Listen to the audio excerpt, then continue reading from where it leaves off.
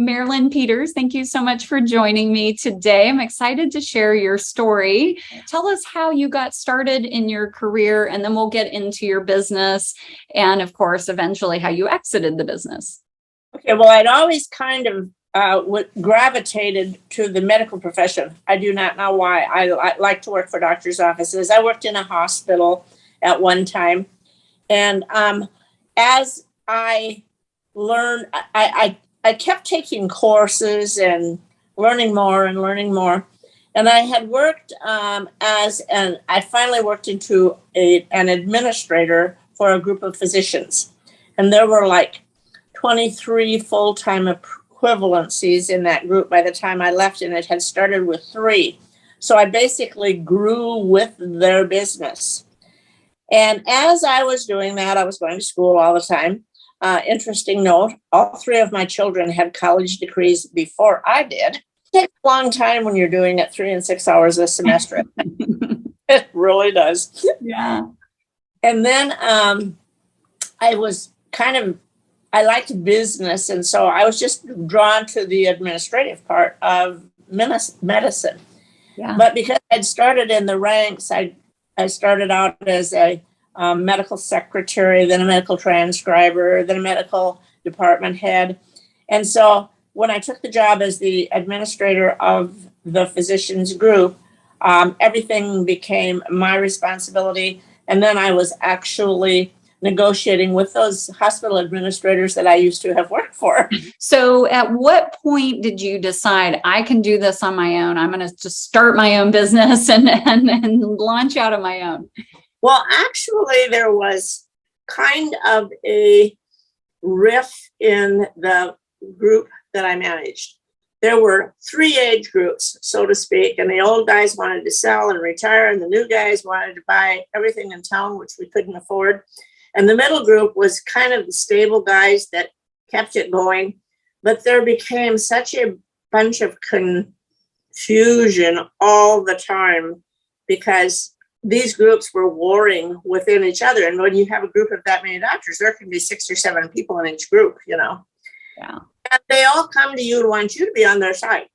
And it can't be, because if you're the administrator, you have to be what is for the good of the company, not what's the good for each group, individual group.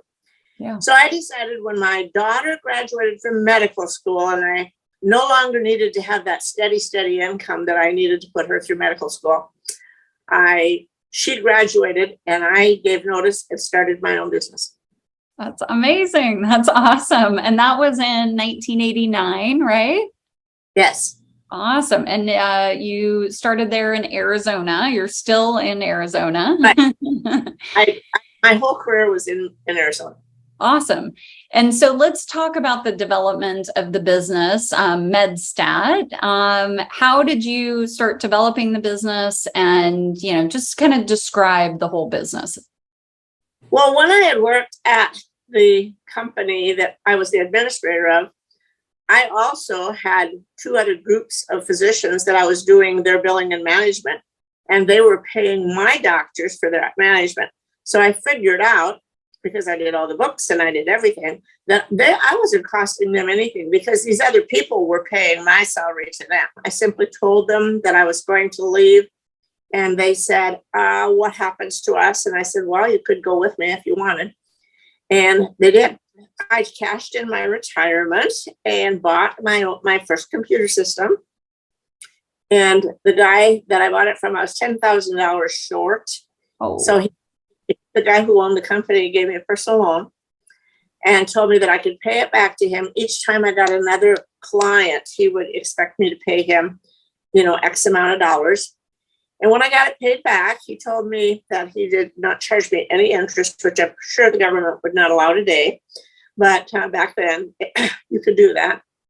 And he told me that he did not want interest. He wanted me to pay it forward. He wanted me to help someone who needed a start.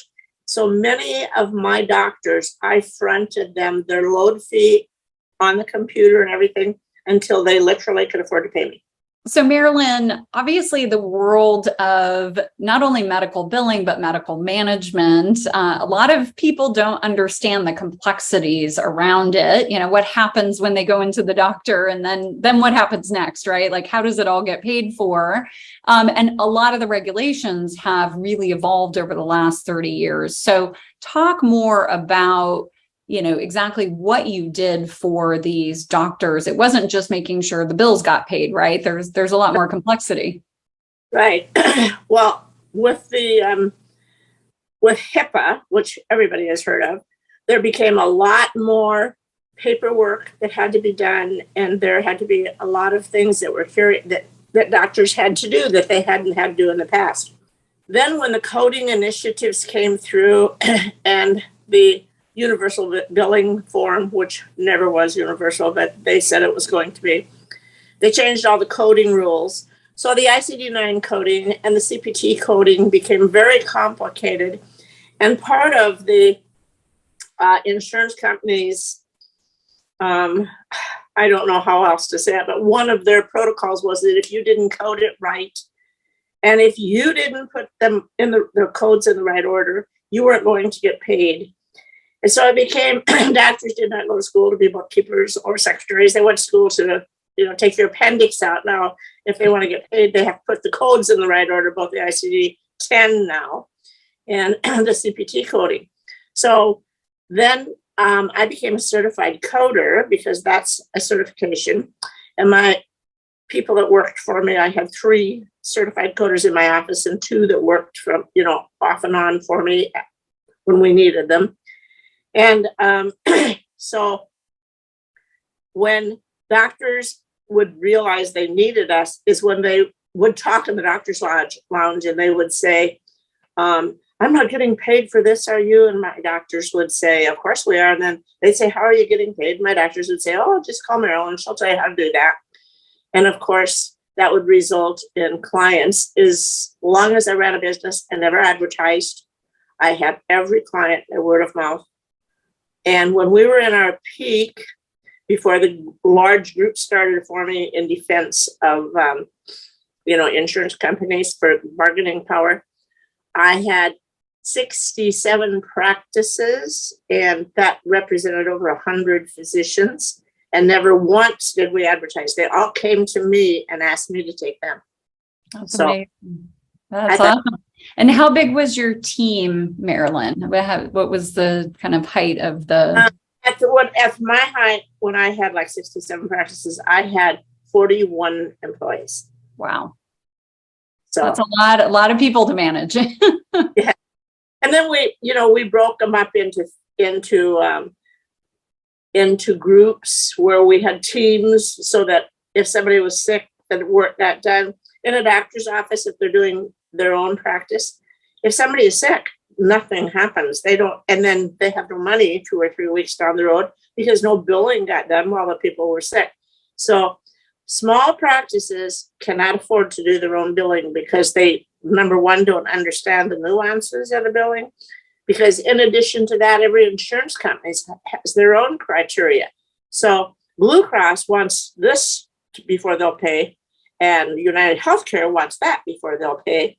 And so you have to keep track of all of the criteria that the insurance company sets forth before they'll pay for the procedure that is being done. And one thing you said that I think is interesting is a lot of women you mentioned want to be able to create legacy, like pass the business on to their children. Was that a consideration for you? And talk about this decision to exit the business. Well, actually, I had 2 of my children in business with me for 20 years. Wow, that's amazing. But actually, we were a team, and it was like almost unbeatable as far as I was concerned. My daughter, who ran the floor and did all of the coding, credentialing, and all of that stuff, was an ultrasonographer and x-ray technician, and she actually taught ultrasound. My son was a CPA with a degree in accounting. He took care of all of the books for the doctors because we did everything for them, remember. And then I was the administrator because I had been the administrator of a group. So I kind of kept it all together and kept steering everybody in the right directions, And so we became a very good team. And then when I decided that I was going to retire, my son had a strange change of heart. What happened was his first cousin on my husband's side retired and died like in 3 months. Mm. And Tony said, you know what, Mom, I don't want to work till I'm 65 and then be like Ted and drop dead when I'm 3 months out. I think if you're going to leave, I think I want to leave too. So I said, well, that leaves Kelly all by herself, and we can't do that either. So we decided at that point that because I was getting pretty old, I mean, I'm 83 years old. So, I was 81 when I sold. It's like, I need to get rid of this. So then Tony and Kelly decided that they really would rather sell it than run it without me, which made me very disappointed, but I could understand. Yeah. And so we decided to put it up for sale, and we did. Talk about that process, if you would, Marilynn, because the thing I really want folks who are watching this to understand is it's a process, right? You don't just wake up one morning and you're like, I'm going to sell my business and then put it on Craigslist, right? Well, actually, we had discussed this at length off and on. It wasn't like a big surprise. Yeah.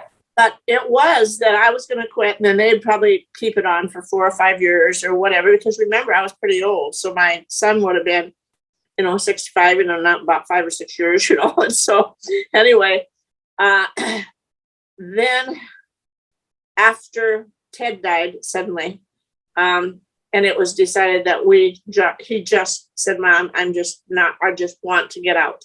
So, then we started talking. We went to some meetings, and that's how we found Generations. And talked to them at a meeting and said, we really think we want to sell it, but we're not sure. So they came out and they asked us all kinds of questions, and of course, I'm the only one that really cares about. I mean, this business was almost like a child to me, And the first time we put it on the market, we didn't sell it because the guy who said he was going to buy it, I found out that he told me a few things that really weren't true, and I found them out just totally by accident, And so I called Lori and I said, Lori, I really don't want to sell this guy. I have a bad feeling because I just don't know how, maybe he's really a phony total, Yeah. And she said, well, he isn't because we've checked him out. But I just decided I didn't want to sell to him. Good. And so we said, okay, we're not selling. So then 6 months or a year later, it's like the same thing. So we started again, and she started it over again. And she was an absolute, if it wouldn't have been for her, I'd have never completed this process because it gets very, very intense, very, very bearing down. The paperwork, that you have to, to provide them with. But it becomes overwhelming. But because we're running the business yet too. Yeah, you can't just stop what you're doing and totally focus on that. Yeah, because it's like, no. So it all becomes being done at night and weekends and stuff like that. So anyway, she absolutely kept us on the path. And I give her total credit because if it hadn't been for her, I know that we would never have completed the process because it's very grueling. I mean, if people think they can do this on their own, they must be smoking something because you can't. And you don't have the contacts. You don't have the knowledge.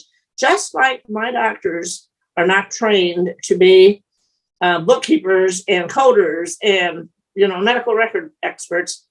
I'm not trained to run a business, but Lori is. And so you kind of have to go to the people who are the experts, because if you don't, you're going to not get what you should.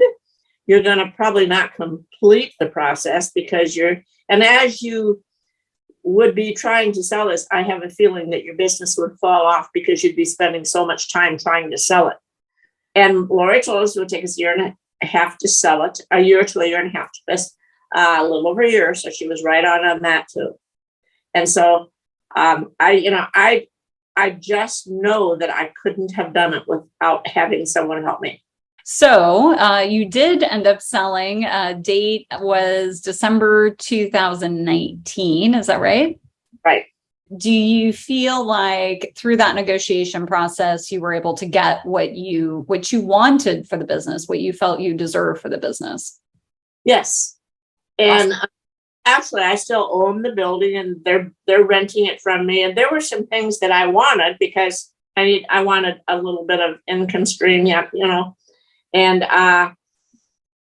so we negotiated that, and Lori is a very good negotiator. I would tell her what I wanted, then she would negotiate for it, And I have negotiated with insurance companies and stuff all the time, but negotiating with potential buyers is a whole different ballgame. It's like you're asking them to give you their money, and so you're not selling them. I mean, you're selling them something they want to make money on. And so they want to get it as cheaply as they can so that they can make money. And so it is not a process that, unless you are very skilled, that you probably should go into on your own. Yeah, absolutely. So Marilynn, let's stay on that thread for a minute. Any advice for others? Obviously, you've given some great advice so far on making sure you're hiring an expert that knows what they're doing, but any other things you learned along the way that you would advise other folks that are trying to sell their business to do or think about? Well, I think one of the things that everybody should think about is, what are you going to do when this is gone? Because, I worked for them until December 1st of this year. So wow. They kept you on. They kept their claws in you. Yeah. And I worked total full time for 6 months. And then I started winding down and working, part time. But I truly believe that if you have, I used to say, I only work part-time now, and I only work 40 hours a week, because that was true. When you own your own business, you're working 80 hours a week. You work Saturdays, you work Sundays, you work holidays, you work nights, you work all the time. And you become so embedded into that schedule that all of a sudden, if you don't have that, you almost feel like there's something missing in your life. And so you kind of have to gin up to the fact that you need to find something else to fill up all those hours, because most people just don't say, okay, now I have 40 hours a week to sit around and do nothing. You don't do that.